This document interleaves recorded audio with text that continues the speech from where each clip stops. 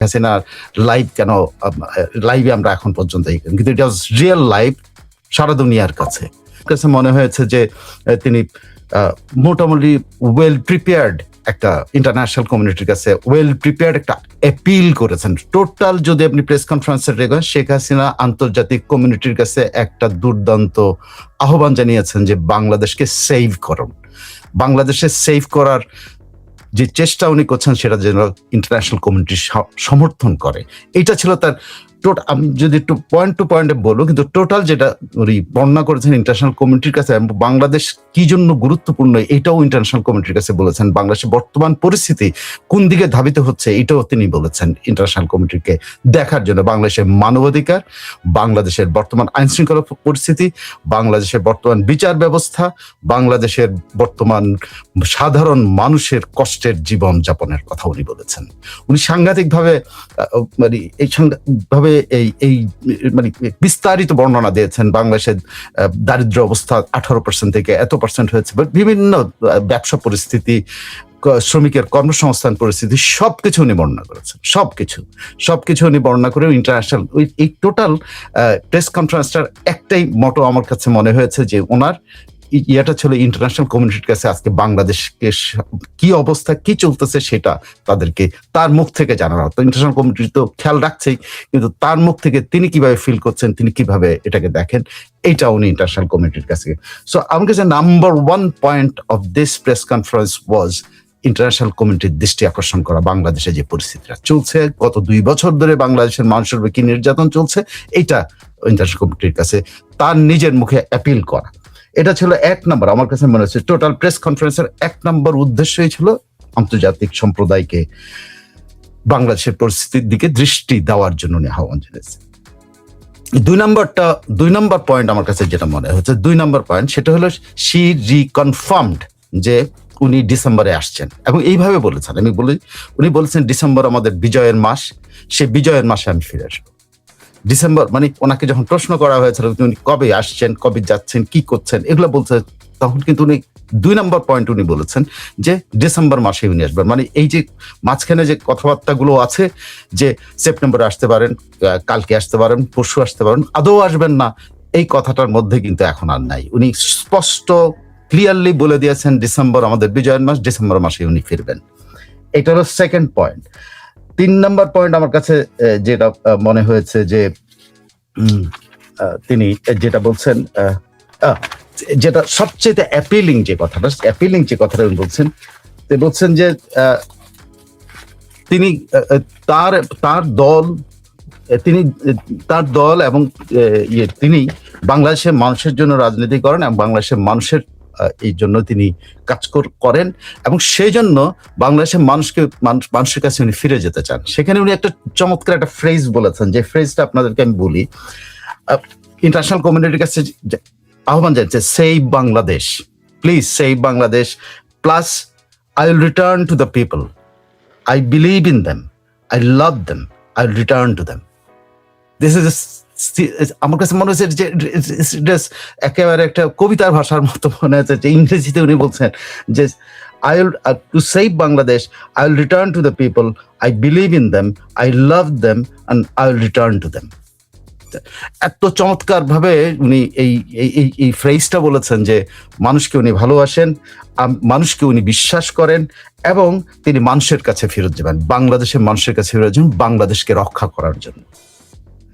তিনি বলছেন যে time will come, I will come back, টাইমটা আসতেছে, আমি ফিরে আসছি, জনগণকে আশ্বস্ত করেছেন। এবং উনি বলছেন যে তার এইটার সাথে তার উদ্দেশ্য, দেশে ফিরে যাওয়ার উদ্দেশ্য একটা, যে reconstruction and renewal of democracy, বাংলাদেশের পুনর্গঠন, বাংলাদেশকে পুনর্গঠন করা এবং বাংলাদেশের গণতন্ত্রকে পুনরুদ্ধার করা, এইটা রিনিউয়াল, এইটা হলো তার একমাত্র উদ্দেশ্য। এবং তিনি বলছেন I want to stand by the people, beside the people, এরকম 2-3টা ভাবে বলছে। I want to stand by the, আমি জনগণের পাশে দাঁড়াতে চাই, জনগণ এই দুরবস্থার সময় আমি জনগণের পাশে দাঁড়াতে চাই, আমি তাদের পাশে থাকতে চাই।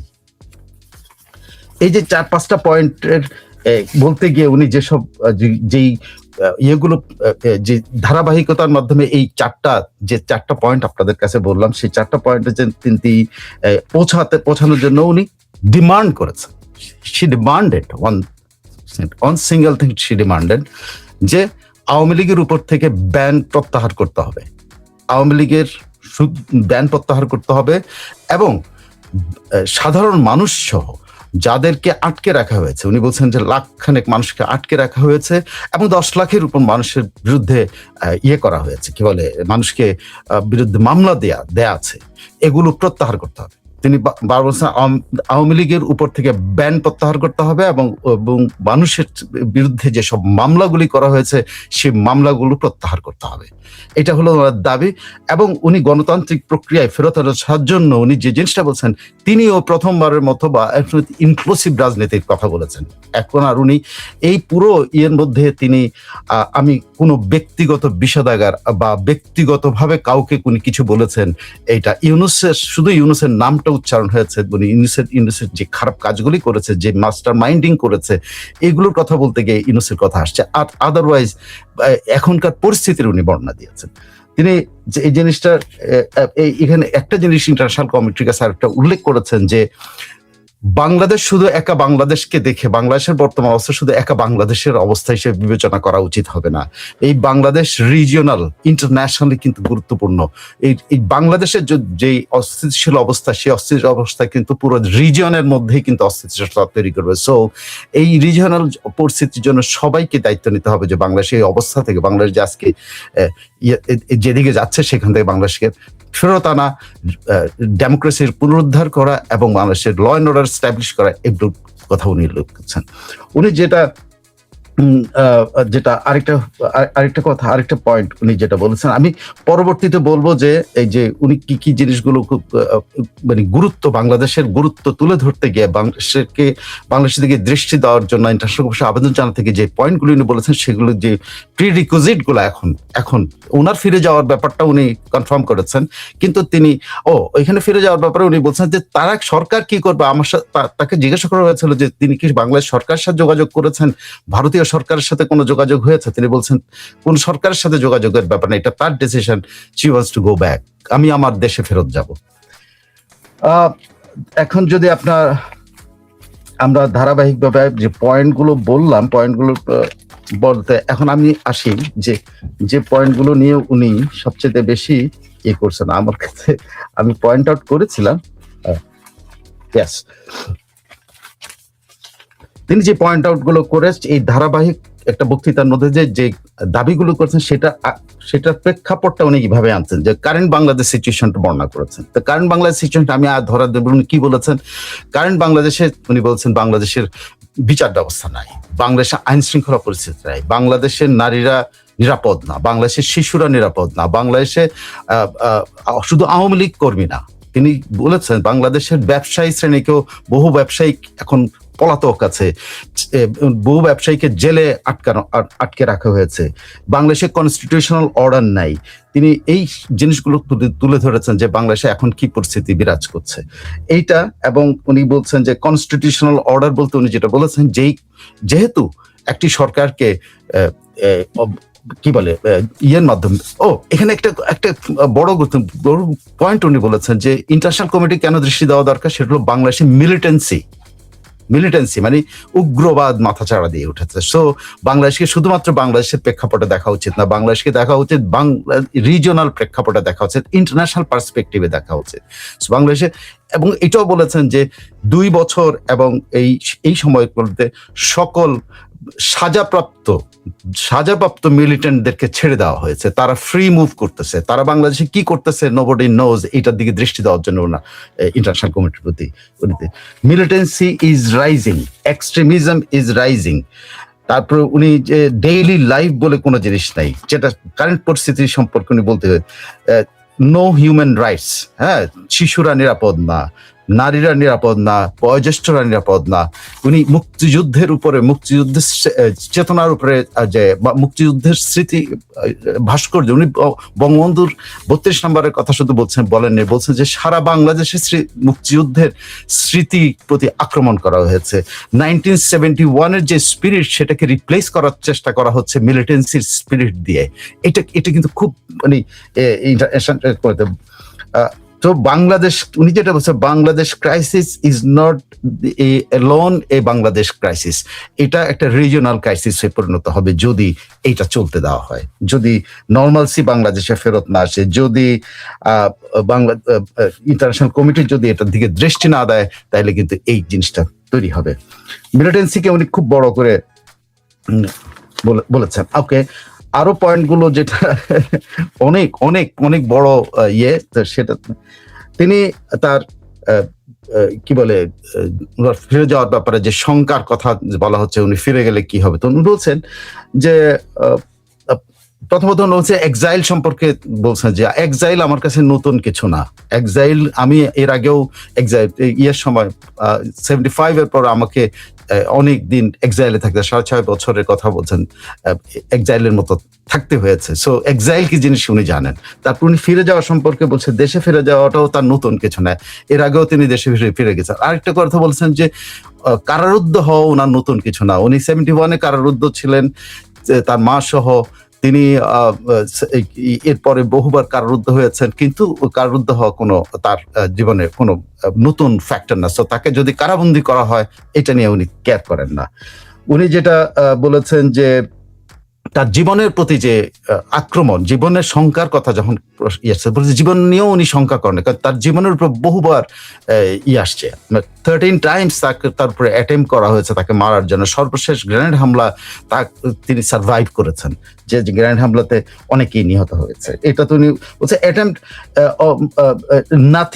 Nothing new, attempt on our life is nothing new. তিনি সার্ভাইভ করেছেন এবং উনি এটা নিয়ে চিন্তা করেন না। তার জীবন এইবারও তাকে মেরে ফেলার চেষ্টা করা হয়েছে, কিন্তু উনি সেখানে বলছেন যে আমি তো জানতাম না, আমি তো ইন্ডিয়াতে আসার পর জানতে পেরেছি আমি ইন্ডিয়াতে আসছে, সরকারি আয়োজনে আমাকে ইন্ডিয়াতে পৌঁছে দেওয়া হয়েছে।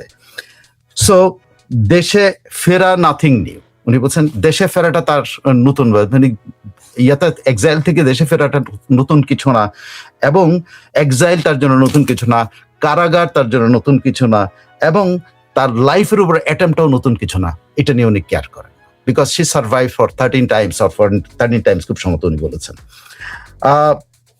তিনি বলছেন তিনি সবসময় এত কিছুর পরে she followed her father's path, work for the people, এবং সেটা উনি অব্যাহত রাখবেন। যে তিনি তার বাবার পথ, তার বাবাও এই বাংলাদেশের মানুষের জন্য জীবন দিয়েছে, তিনিও তার ফাদার্স পাথে উনি হাঁটবেন। উনি তারপর বাংলাদেশের মানুষের জন্য কাজ করা থেকে উনি দূরে সরবেন না। তিনি যেটা বলেছেন ডাজ নট কেয়ার, তিনি তার জীবন নিয়ে ক্যারি করেন না, এটাও উনি বলেছেন, আমি আমার জীবন নিয়ে কেয়ার করি না। তারপরে এই পাশে দেশের পরিস্থিতি বলেছেন। অর্থনীতির কথা বলতে গিয়ে উনি কিন্তু খুবই একটা পয়েন্ট দিয়েছেন যে বাংলাদেশ এখন প্রতিদিন, উনি ইনফরমেশন দিয়েছেন যে বাংলাদেশ সরকারটা এখন প্রতিদিন ব্যাংক ব্যবস্থা থেকে 700 কোটি টাকা করে বড় করে এই সরকারটা চলতেছে। এই সরকার কিন্তু স্বাভাবিকভাবে চলছে না। এবং উনি বলছেন যে ইউনূস আমল থেকে শুরু করে এই পর্যন্ত কি বলে, তার দারিদ্র উনি যখন ক্ষমতা ছাড়েন, তখন ক্ষমতা থেকে উনি যখন এই জঙ্গি টেক ওভার হয়, তখন দারিদ্রের হার ছিল মাত্র 18%, কিন্তু ইউনূসের আমলে এসে সেই ইউনূস আমল এখন সেটা বেড়ে দাঁড়িয়েছে 46.8%। 46, মানে উনি বলছেন প্রায় 30% মতো ইনক্রিজ হয়েছে দারিদ্র্যের পথে। এবং উনি বলছেন যে progress destroyed, business destroyed, general people are suffering. বলছে যে এখানে কে ক্ষমতায় আছে কে আছে, কিন্তু সাধারণ মানুষ সাফার করছে। সাধারণ মানুষের এই সাফারিংসের থেকে মুক্তি দিতে হবে। এবং বলছে যে সাধারণ মানুষের জীবন বিপন্ন, এখন শুধু বিপন্ন সাধারণ মানুষ। এই 46.8% মানুষ তাদের দৈনন্দিন নিত্য প্রয়োজনীয় খাদ্যদ্রব্য পর্যন্ত সংগ্রহ করতে, মানে জোগাড় করতে পারছে না, পভার্টি লাইন। এবং উনি বলছেন 700 কোটি এবং 2 কোটি শ্রমিক বেকার হয়েছে। উনি এক ইনফরমেশন দিয়ে 2 কোটি শ্রমিক, হ্যাঁ 2 কোটি তো বলছেন, এক্স্যাক্টলি ফিগারটা আমার খুব সম্ভবত 2 কোটি 20 মিলিয়ন or 2 মিলিয়ন বলেছেন। 2 কোটি না, আমার মনে হয় 20 লাখ শ্রমিক বেকার হয়ে যাবেন, 2 মিলিয়ন বলেছেন খুব সম্ভবত। আমার এক্স্যাক্টলি এখন মনে নেই, সবকিছু নোট করে রাখতে পারি, ডিটেইল আরো পরে আমি হয়তো এই সম্পর্কে বলতে পারবো ডিটেইল।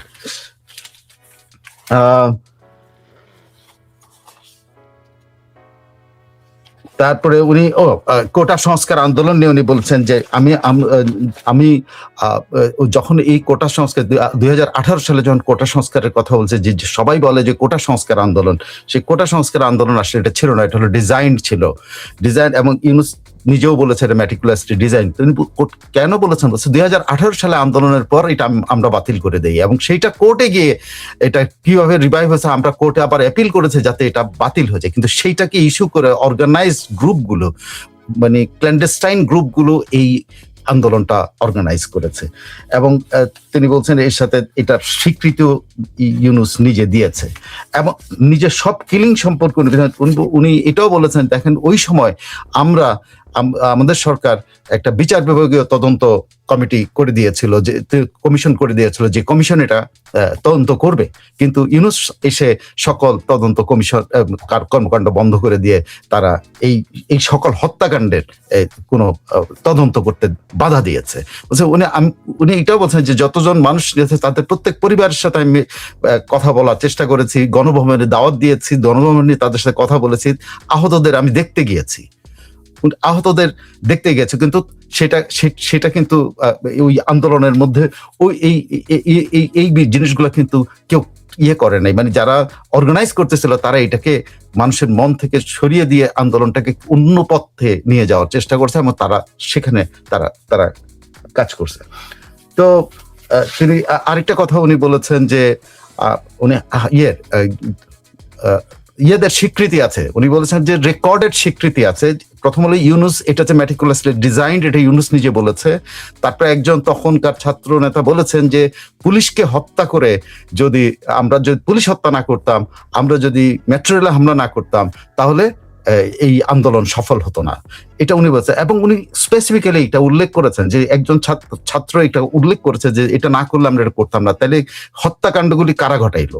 তারপরে উনি বলেছেন যে আরেকটা পয়েন্ট উনি বলেছেন যে আরেকজনের কথা, যে কি বলে, এনায়েতপুরের একজন বিএনপি নেতা নিজে ঘোষণা দিয়েছেন যে পুলিশ যদি আমরা হত্যা না করে এনায়েতপুর যদি হামলা না করতাম, তাহলে কিন্তু এই বাংলাদেশে এই বিপ্লব হইতো না। এটা এনায়েতপুরের একজন বিএনপি নেতা কিন্তু এটা বলেছেন, উনি এই রেফারেন্স গুলো কিন্তু দিয়েছেন। সেই জন্য আমি বলছি যে উনি শি ওয়াজ ওয়েল প্রিপেয়ার্ড, এবং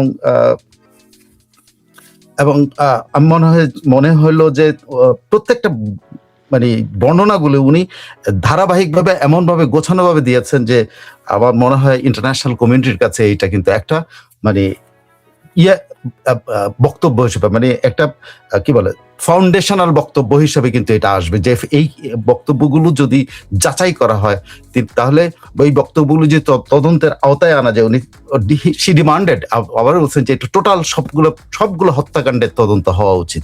এই সংক্রান্ত একটা প্রশ্নের জবাবে কিন্তু চমৎকার একজন সাংবাদিক আছেন, যিনি আমাদের এখানে যে জুলাই আন্দোলনকারীদের সাথে সম্পৃক্ত আছে, দ্য হিন্দুর, খুব সম্ভবত দ্য হিন্দুর সুহাসিনী হালদার ওর সামথিং না এরকম নামটা, তিনি প্রশ্ন করেছেন যে তিনি শেখ হাসিনা ওই সময় যে হত্যাকাণ্ডগুলি হয়েছে সেই হত্যাকাণ্ডের জন্য উনি গ্রেট ফিল করেন কিনা, উনি ক্ষমা চাইবেন কিনা, এরকম একটা প্রশ্ন করার পরে শেখ হাসিনার উত্তর দেওয়ার আগে কিন্তু এটা সজীব ওয়াজেদ জয় কিন্তু এর উত্তর হচ্ছে যে সজীব ওয়াজেদ এই হত্যাকাণ্ডের বিষয়ে যখন শেখ হাসিনার এটার পাশে উনি এডিশনাল একটা উত্তর দিয়েছেন, চমৎকার উত্তর। সেটা আমার কাছে মনে হয়েছে যে এখনকার সময় ব্যাখ্যা করার জন্য, বোঝানোর জন্য এই জিনিসটা, যে সজীব ওয়াজেদ জয় বলছেন যে ক্ষমা চাওয়ার প্রশ্নটা আসবে যখন সকল হত্যাকাণ্ডের বিষয়টা তদন্তের আসবে। এক পক্ষ হত্যাকাণ্ডের জন্য ইমিউনিটি নিয়ে নিবে, আর আরেক পক্ষকে হত্যাকাণ্ডের জন্য দায়ী করে বিচার হবে, দুইটা তো একসাথে চলতে পারে না, টু ওয়ে হতে পারে না। খুব চমৎকার উত্তর দিয়েছেন সজীব ওয়াজেদ জয়, যে এক পক্ষ ইমিউনিটি নিয়ে আছে হত্যাকাণ্ডের জন্য, আরেক পক্ষ দায়ী করা হচ্ছে, তাহলে এই প্রশ্নটা আসে কেন? আওয়ামী লীগ তখনই ক্ষমা চাওয়ার ব্যাপারটা আসবে যখন সবগুলো তদন্ত হবে, যদি যে যেটার জন্য দায়ী সেটার জন্য বিচার হবে। এই আমার চমৎকার, আমার মনে হয়েছে সজীব ওয়াজেদ জয় টোটাল বক্তৃতার মধ্যে এটাই ছিল সবচেয়ে হিটিং পয়েন্ট। এবং যে সাংবাদিকটা এটা করছেন ওনার সাথে কিন্তু আমাদের জুলাই এই জঙ্গিদের একটা রিলেশন মানে কি ওনার আত্মার সম্পর্ক খুব সম্ভবত আছে। উনি বাংলাদেশে এসে বেড়ায়ও গেছেন, কিছুদিন আগে একটা সেমিনারে উনি জয়েন করেছিলেন। তো তার প্রশ্নটা ছিল খুব মানে মাপ চাওয়ার জন্য চাপাচাপি করার মতো অবস্থা ছিল। I don't know why she behave একজন এরকম জার্নালিস্ট সাধারণত এরকম করে না, but she behaved, she was convinced যে আওয়ামী লীগ ক্ষমা চাওয়া উচিত বা শেখ হাসিনা নিজেই ক্ষমা চাওয়া উচিত। এই জন্য আমার ধারণা কনভিন্স ছিল বলে এই সাংবাদিক এই প্রশ্নটা করতেন, এবং সেটার উত্তর সজীব ওয়াজেদ চমৎকার ভাবে দিয়েছে। আর শেখ হাসিনা দুই তিনটা প্রশ্নের যে জবাব, বিশেষ করে সুলতানার প্রশ্নের জবাবে শেখ হাসিনা সরাসরি বলছে যে আমি দেশে আসতেছি, আমি মানে সুলতানার মানে she should be proud of the, যে সে কুড টক উইথ, তার অনেক দিন ধরে আমি যতটুকু জানি শেখ হাসিনার সাথে একটু কথা বলা বা শেখ হাসিনার ভয়েস শোনা, এটা তার জন্য একটা ইয়ের মতো, ভাইটামিনের মতো ব্যাপার ছিল। মানে তার মধ্যে একটা আকুল ইয়া ছিল যে শেখ হাসিনার সাথে যদি একটু কথা বলতো বা শেখ হাসিনার ভয়েসটা শুনতো, শেখ হাসিনা কেমন আছে এটা জানার জন্য। আমার ধারণা সুলতানা খুব খুশি হবে, এবং এই ব্রেভ জার্নালিস্ট যিনি সুদূর আমেরিকা থেকে ছুটে গেছেন এই শেখ হাসিনার প্রেস কনফারেন্সে জয়েন করার জন্য। তো দ্যাটস অল। আমার ধারণা আমি আপনাদেরকে মোটামুটি একটা সামারি দিতে পারলাম। আমি যখন পুরো টেক্সটটা পাবো, কোনো এক সময় যদি পুরো টেক্সটটা পাই, সেই পুরো টেক্সটটা পাইলে আমি আপনাদের সামনে টোটাল প্রতিটা পয়েন্ট, মানে আমি তো এখন গোছানো না, আমি জাস্ট শুনেছি, আপনাদের সামনে এসে একটা ধারা বর্ণনার মতো আমি দিয়েছি, যেটা আমার মেমোরিতে আছে যেগুলো। কিন্তু পুরো টেক্সটটা আমি যখন পাবো, অবশ্যই আমি টেক্সটটা পাবো, বা পৃথিবীর বিভিন্ন পত্রিকাতে এটা ছাপা হবে, আমি যখন পুরো টেক্সটটা পাবো, পয়েন্ট বাই পয়েন্ট আমি আপনাদেরকে আরেকটা বিশ্লেষণ তুলে ধরবো যে এই শেখ হাসিনার এই প্রেস কনফারেন্সটা কতটা অ্যাপিলিং, এবং ইন্টারন্যাশনাল কমিউনিটিতে কিভাবে এটা মেসেজটা যাবে, এটা আরো ডিটেল আমি তুলে ধরতে পারবো।